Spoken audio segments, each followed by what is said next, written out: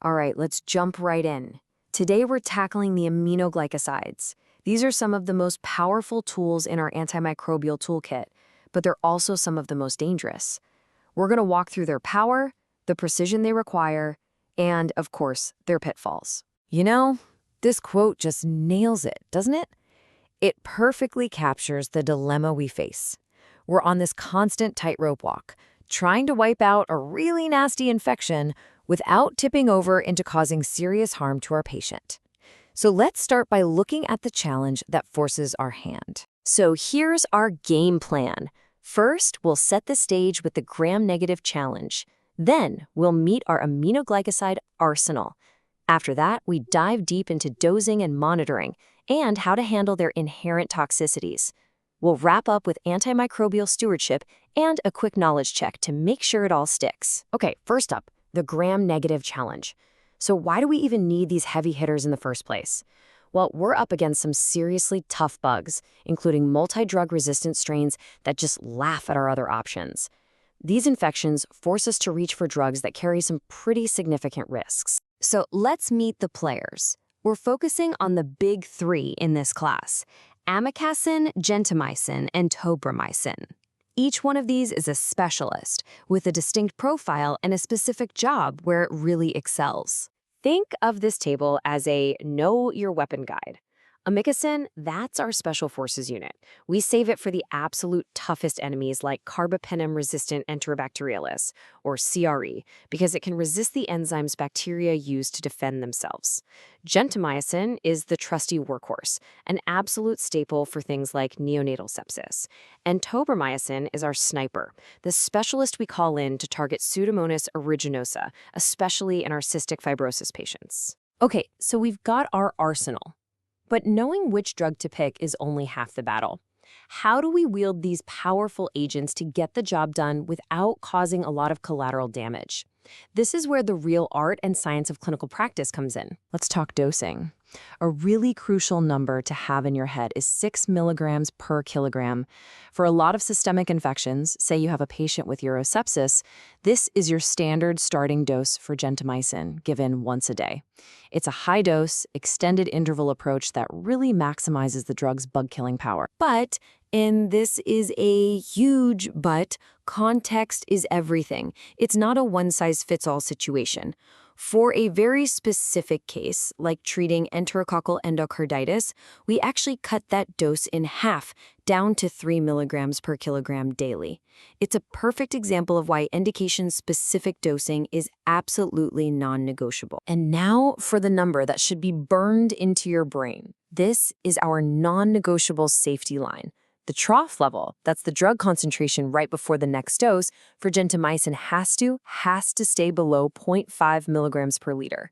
Think of it as your primary guardrail to stop the drug from building up and damaging the kidneys or ears. So how do we stay below that line? That's where therapeutic drug monitoring, or TDM, comes into play. Honestly, this is our GPS for dosing aminoglycosides. It's the key tool that lets us navigate that incredibly narrow window between a cure and a complication, by tailoring the therapy to the individual patient in real time. Now, you might think the only danger here is giving too much, but that's not the whole story.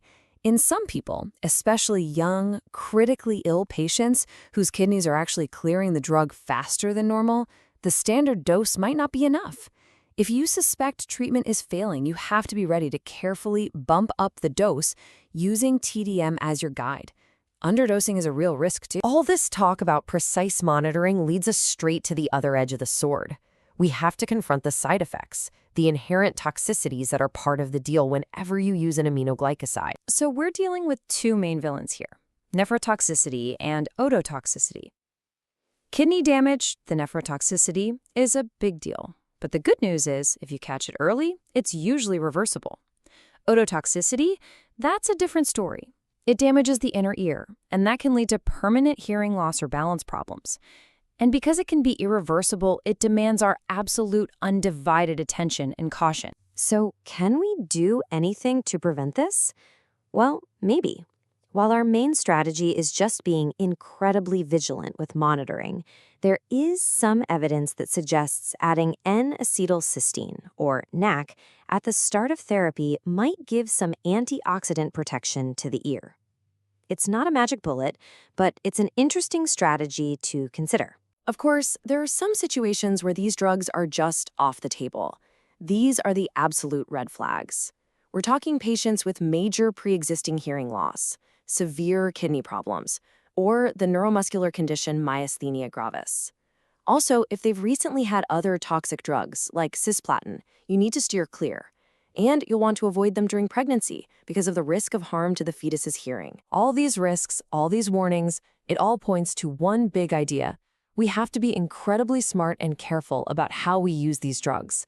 And that brings us to the crucial practice of antimicrobial stewardship, using these precious medicines wisely so they're still around for us to use in the future. This protocol right here, this is the heart and soul of stewardship. You start broad, you go in with the big guns to put out the fire when you don't have time to waste.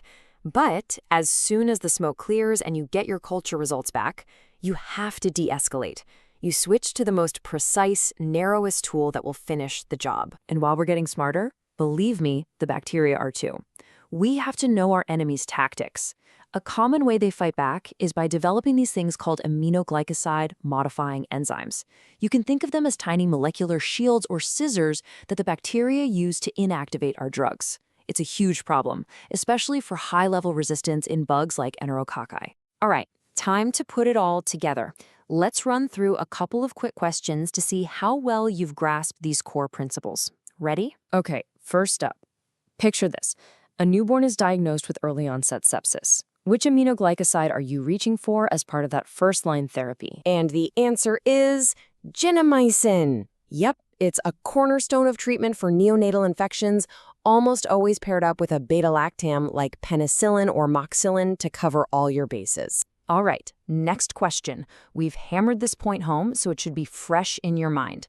What are the two big, scary side effects we're always worried about with this class of drugs? That's right, it's the dual threat to the kidneys and the ears, nephrotoxicity and ototoxicity.